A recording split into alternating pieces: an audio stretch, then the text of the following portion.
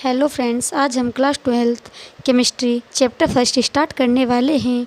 हमारा first topic है विलयन या सॉल्यूशन।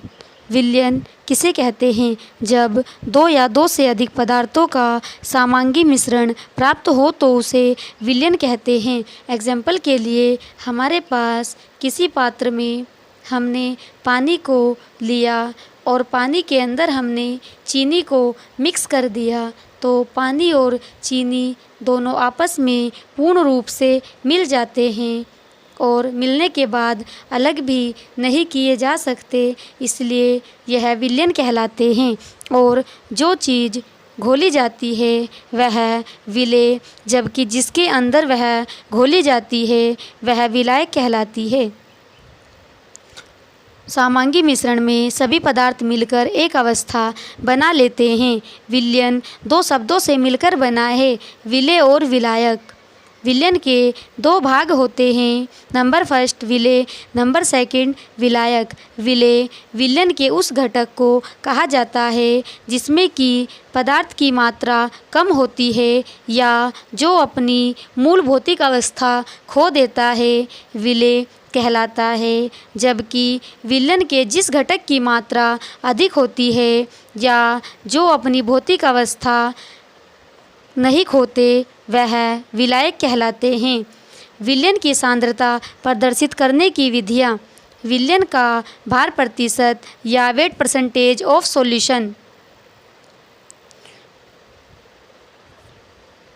100 ग्राम विलयन में उपस्थित विलेय के ग्राम में भार को विलयन का भार प्रतिशत कहते हैं। विलयन के भार प्रतिशत बराबर विलेय का भार विलयन का भार इंटू 100। फ्रेंड्स, यहाँ पर विलेय का भार भी ग्राम में है और विलयन का भार भी ग्राम में होने के कारण ग्राम से ग्राम कैंसिल हो जाता है, इसलिए विलयन के भार प्रतिशत का कोई मात्रक नहीं होता।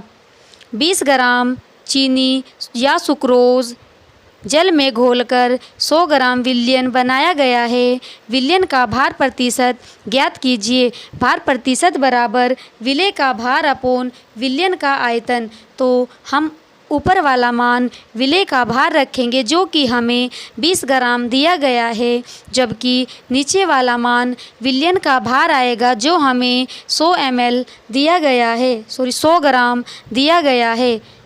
20/100 इंटू 100 से 100 कैंसिल हो जाता है और हमारे पास 20% आंसर प्राप्त होता है।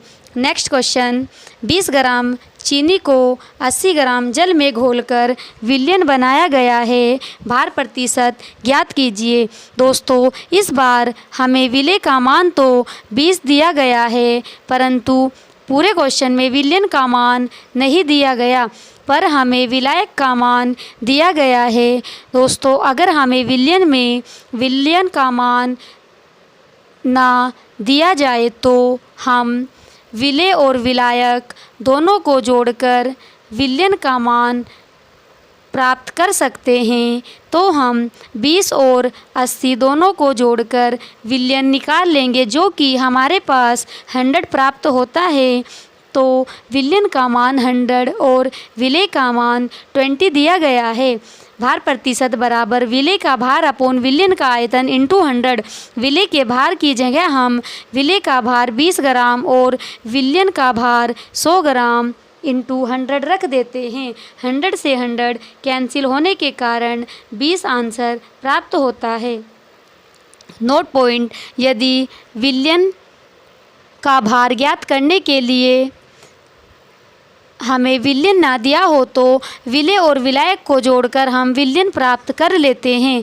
नेक्स्ट क्वेश्चन, यदि 22 ग्राम बेंजीन में 122 ग्राम कार्बन टेट्राक्लोराइड घुली हो तो बेंजीन व कार्बन टेट्राक्लोराइड का द्रव्यमान ज्ञात कीजिए।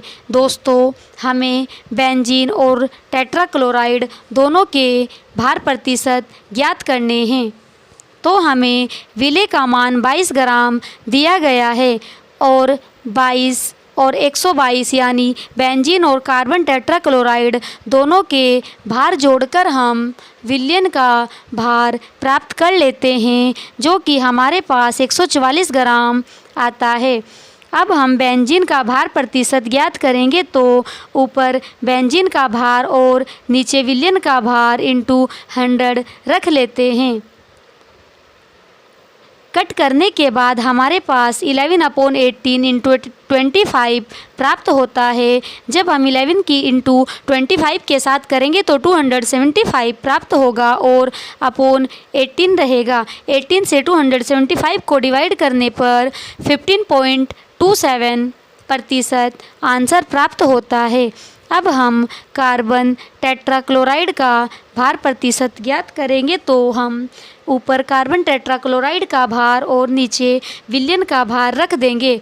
कार्बन टेट्राक्लोराइड की जगह हम 122 ग्राम अपॉन 144 इंटू 100 रख देंगे। कट करने के बाद हमारे पास 84.72% आंसर प्राप्त होता है। हमारा नेक्स्ट क्वेश्चन है, विलयन का आयतन प्रतिशत या वॉल्यूम परसेंटेज ऑफ सॉल्यूशन। विलयन का आयतन प्रतिशत 100 ml विलयन में उपस्थित विलेय के ml में आयतन को विलयन का आयतन प्रतिशत कहते हैं। आयतन प्रतिशत बराबर विलेय का आयतन अपॉन विलयन का आयतन इंटू 100।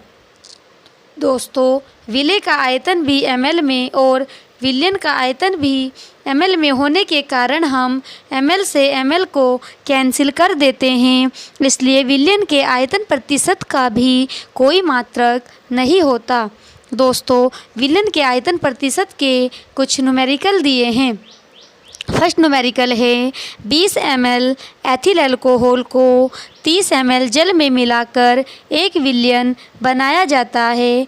विलयन का आयतन प्रतिशत ज्ञात कीजिए। दोस्तों, जो हमें 20 ml एथिल अल्कोहल का मान दिया है वह विलेय का आयतन है, जबकि 30 ml विलायक का आयतन है और हमें फॉर्मूले में विलयन का आयतन रखना है, तो हम विलेय और विलायक दोनों के मान को जोड़ देते हैं, तो हमारे पास विलयन का मान 50 ml होता है।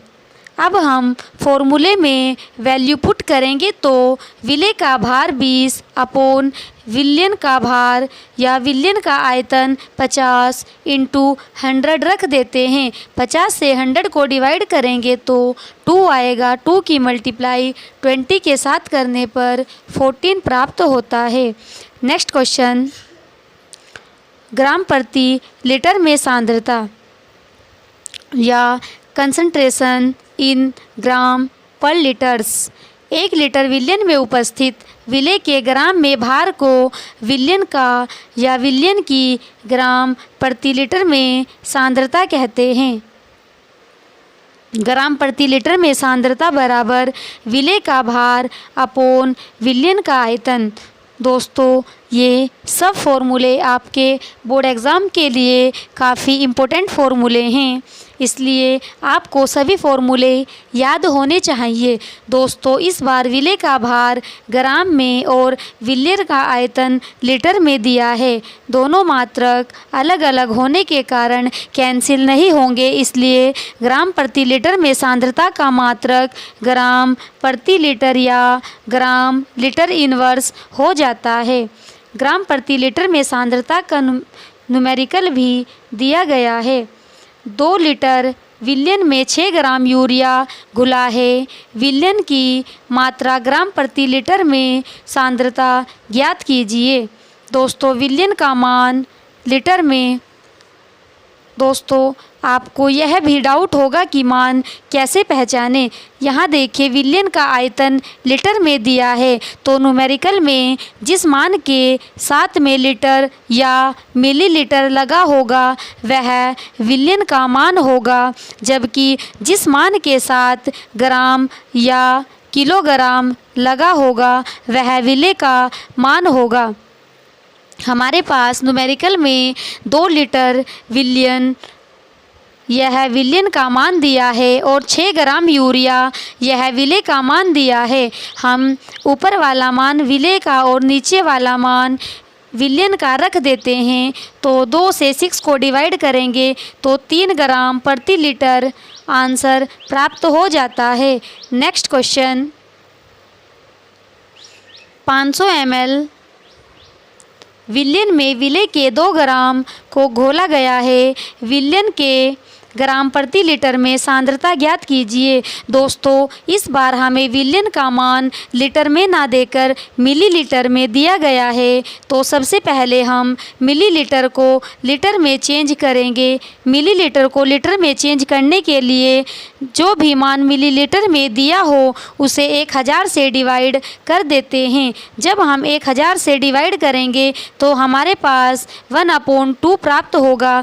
जब हम 1 को 2 से भाग देंगे तो 0.5 लीटर विलयन प्राप्त होगा और विलेय का मान 2 ग्राम दिया है। तो ग्राम में प्रति लीटर में सांद्रता का मान रखने पर ऊपर हम विलेय का भार रखेंगे और नीचे विलयन का आयतन जो कि हमने 0.5 निकाला था। पॉइंट हटाने के बाद ऊपर 0 बढ़ जाती है। तो 5 से 20 को डिवाइड करने पर 4 ग्राम प्रति लीटर आंसर प्राप्त होता है। नेक्स्ट टॉपिक है अणुभार या मोलिकुलर वेट। दोस्तों, मोलिकुलर वेट निकालने से पहले हमें सभी तत्वों का परमाणु भार पता होना चाहिए। परमाणु भार पता होना चाहिए। जैसे हम जल का अणुभार निकालेंगे तो जल का फॉर्मूला H2O होता है। हाइड्रोजन का परमाणु भार 1 होता है और यहाँ पर हाइड्रोजन 2 हैं तो हम 2 की मल्टीप्लाई कर देते हैं। प्लस ऑक्सीजन का परमाणु द्रव्यमान 16 होता है। तो 2 1 जा 2 प्लस 16 बराबर 18। जल का अणुभार 18 होता है। ऐसे ही यदि हम NaOH का अणुभार निकालते हैं तो सोडियम का परमाणु भार 23 होता है और ऑक्सीजन का परमाणु भार 16 होता है और हाइड्रोजन का 1 होता है। सबको कैलकुलेट करने के बाद हमारे पास 14 प्राप्त होता है। दोस्तों, अणुभार या परमाणु भार क्या होता है, जैसे हमारे पास सोडियम है तो 1 नंबर यहाँ होगा और 1 नंबर यहाँ पर दिया होगा। यह नंबर तो परमाणु क्रमांक होता है और ऊपर वाला नंबर परमाणु द्रव्यमान या भार होता है। अणुभार हमेशा परमाणु द्रव्यमान वाले नंबर से ही प्राप्त होता है। ऐसे ही अगर हमें H2SO4 का अणुभार निकालना हो तो H2SO4 में हाइड्रोजन के स्थान पर 1 × 2 प्लस सल्फर का 32 और ऑक्सीजन का 16 × 4 हो जाता है। इन सब को डिवाइड करने के बाद 98 प्राप्त होता है। ऐसे ही आप किसी भी पदार्थ का अणुभार ज्ञात कर सकते हैं। दोस्तों, अणुभार मोलरता और मोललता वाले न्यूमेरिकल में आवश्यक होता है। ये हमारा क्लास 12 केमिस्ट्री का फर्स्ट वीडियो था। अब हम आपको अपने चैनल के माध्यम से कंप्लीट नोट्स प्रोवाइड कराएंगे। तब तक के लिए धन्यवाद। Thanks for watching. Please like and subscribe my channel. Bye bye everyone.